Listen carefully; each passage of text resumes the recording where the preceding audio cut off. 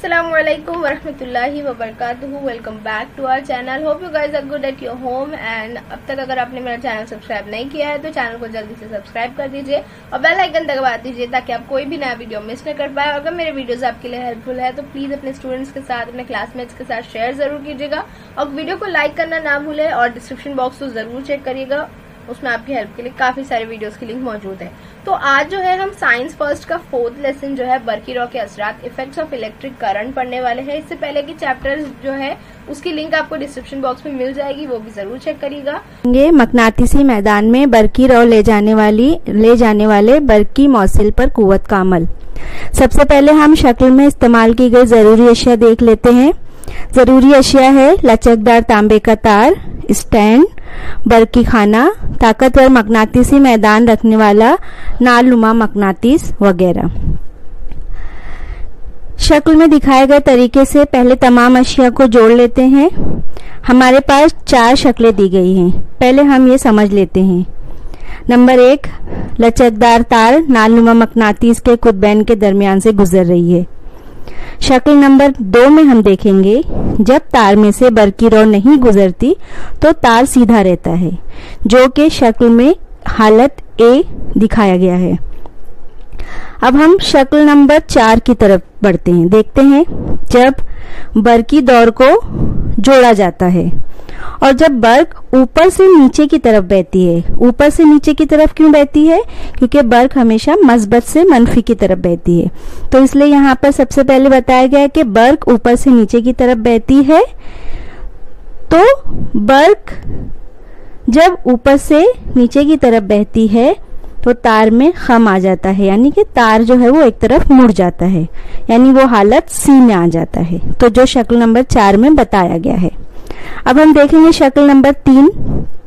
जब बर्की रॉ की सिमत उलट दी जाती है, यानी जब बर्क जो है नीचे से ऊपर की तरफ बहती है तो तार में फिर से खम आता है, लेकिन उसकी हालत जो है वो पहली शक्ल की हालत से मुख्तलिफ होती है, यानी कि वो बी हालत में आ जाता है। तो यहाँ पर सिर्फ सिमत में तब्दीली करने की वजह से हम देख रहे हैं कि एक जो हालत है वो सी है और दूसरी जो हालत है वो बी है। यानी तार पर अमल करने वाली कुव्वत की सिमत, मकनातीसी मैदान की सिमत और बर्की रॉ की सिमतों की उमूदी सिमत में है। हम देखेंगे कि जो मकनातीसी मैदान है और जो बर्की रॉ की सिमत है वो एक दूसरे के साथ उमूद है, यानी कि एक 90 डिग्री का जाविया बनाते हैं। मकनातीसी मैदान की सिमत एन यानी कि शुमाली कुतुब से एस यानी जुनूबी कुतुब की जानिब होती है। तो बच्चों इस तजुर्बे में नजर आता है कि जब मकनातीसी मैदान में बर्की मौसिल यानी कि तार से बर्की रॉ गुजरती है तब उस मौसिल पर कुव्वत पैदा होती है और बर्की रॉ की सिमत तब्दील करने पर कुव्वत की सिमत भी तब्दील हो जाती है। हमने देखा हालत बी और सी में कि किस तरह से सिमत बदलने पर कुव्वत की भी सिमत बदल गई। तो अगर मकनातीस के कुतबैन भी तब्दील करे तो इनकी सिमत में भी तब्दीली होगी। तो इस तजुर्बे से ये वाज़ेह होता है कि मकनातीसी मैदान के ज़ेर असर बर्की रॉ ले जाने वाली बर्की मौसिल पर कुव्वत पैदा होती है और इस कुव्वत की सिमत बर्की रॉ के बहाव की सिमत और मकनातीसी मैदान की सिमत इन दोनों पर मुनस्सिर होती है। तजुर्बे से ये भी वाज़ेह कर सकते हैं कि जब बर्की रॉ की सिमत मकनातीसी मैदान की सिमत पर उमूद हो तब ये कुव्वत सबसे ज्यादा होती है और कुव्वत ज्यादा होती है इसलिए झुकाव का अमल होता है, जैसा कि हमने देखा यहाँ पर। तो ये 4 पॉइंट अहम जो है वो याद रखना है कि जब तार में से बर्की रॉ नहीं गुजरती है तो तार जो है वो सीधा रहता है, यानी कि हालत ए में रहता है, और जब तार में से बर्की रॉ गुजरती है यानी कि जब बर्की रॉ की सिमत जो है वो ऊपर से नीचे की तरफ होती है तो वो हालत सी में आ जाता है। तीसरा पॉइंट याद रखना है कि जब बर्की रॉ की सिमत जो है वो उलट दी जाती है, यानी कि जब बर्क नीचे से ऊपर की तरफ बहता है तो तार की हालत जो है वो बी में आ जाता है तार।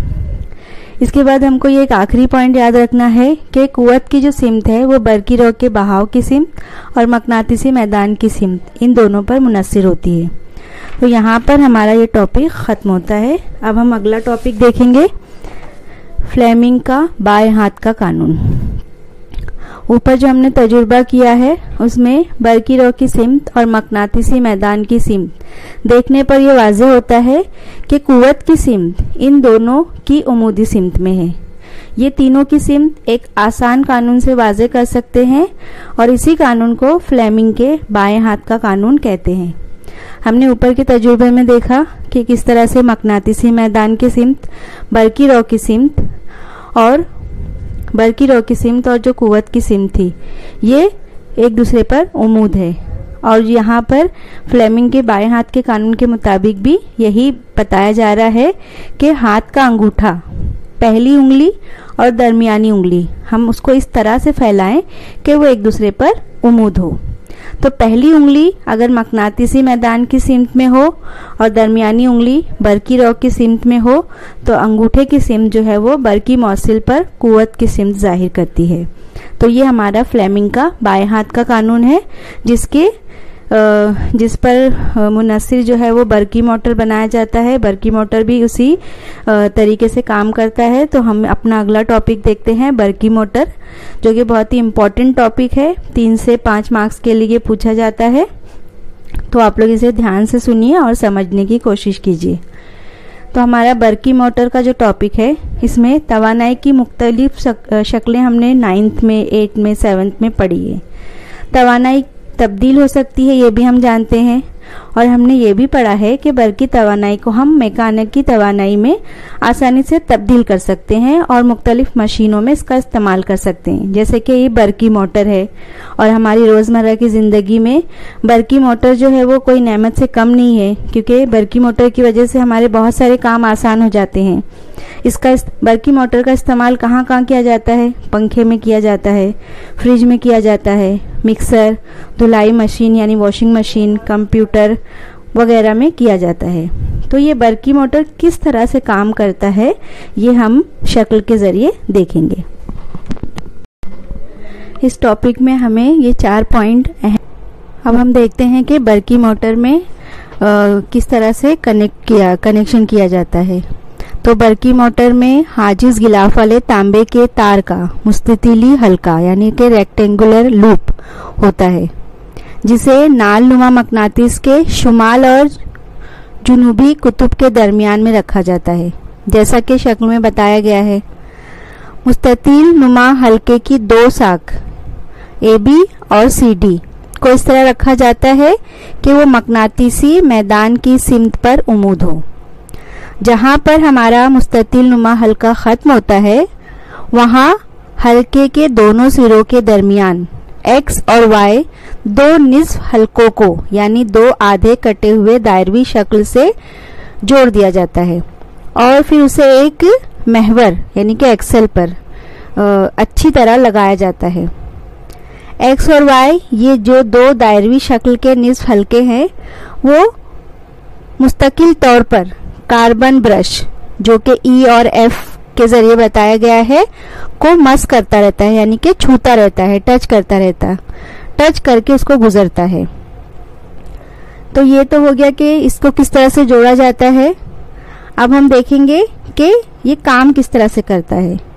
तो जब पूरा कनेक्शन करने के बाद इसमें से बरकी रूह गुजारी जाती है तो वो बैटरी से होते हुए यानी जो बैटरी जो मस्बत और मनफी बैटरी है तो मस्बत से होते हुए कार्बन के ब्रश E और F के जरिए मुस्ततील नुमा हल्के के साथ AB की सिमत बहती है। कहाँ पर बहती है बच्चों? कहाँ से गुजरती है? वो बैटरी से होते हुए E और F जो कार्बन का ब्रश है उसके जरिए मुस्ततील नुमा हल्के तक पहुँचती है और जो हल्के का साक है AB उसकी सिमत बहती है। चूंकि मकनातीसी मैदान की सिमत जो है वो शुमाली कुतुब यानी कि N से जुनूबी कुतुब S की जानिब होने से इसका असर जो है सबसे पहले साक AB पर होता है।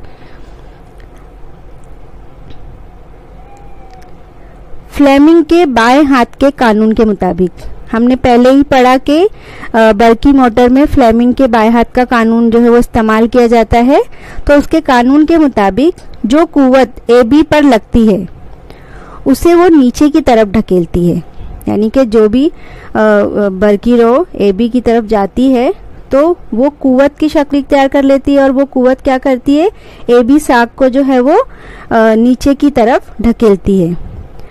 चूंकि CD जो है, साक CD जो है वो AB के मुखालिफ सिमत में है, इसलिए CD ऊपर की तरफ ढकेली जाती है। यानी कि जब AB जो है वो नीचे की तरफ ढकेली जाएगी तो जाहिर सी बात है कि CD चूंकि उसके मुखालिफ सिमत में है तो वो ऊपर की तरफ ढकेला जाएगा, तो जिसकी वजह से मुस्ततिल नुमा हल्का जो है वो घड़ी के कांटों के मुखालिफ सिमत में घूमने लगता है। हम ये छोटा सा वीडियो देखकर आप समझ जाएंगे कि किस तरह से ये घड़ी के कांटों के मुखालिफ सिमत में घूमता रहता है। अब जैसे ही आधी गर्दिश होती है तो इंटरनली यानी कि अंदरूनी हिस्से में जो सर्किट है वो कार्बन ब्रश की वजह से बरकी रो क्या करती है, मुखालिफ सिमत में बहने लगती है। यानी पहले CD से AB की तरफ जाती है, यानी कि पहले साक CD नीचे की तरफ और साक AB ऊपर की जानिब कुव्वत असर करती है। इस तरह से ये घूमती है।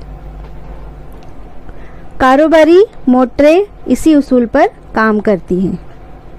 तो इसमें सिर्फ बच्चों ये ध्यान रखना है कि ये काम किस तरह से करती है। यानी कि जब कार्बन के जो ब्रश E और F के जरिए जब बरकी रो मुस्ततिल के साक AB पर पड़ती है तो AB पर पड़ने के बाद क्या होता है, फ्लेमिंग के बाएं हाथ के कानून के मुताबिक जो कुव्वत AB पर लगती है वो उसको नीचे की तरफ ढकेलती है और CD क्या है, उसके मुखालिफ सिमत है AB के, तो वो ऊपर की जानिब ढकेली जाती है। अब इसके बरक्स यानी इसका उल्टा, जब इंटरनली जो है वो अंदरूनी हिस्से में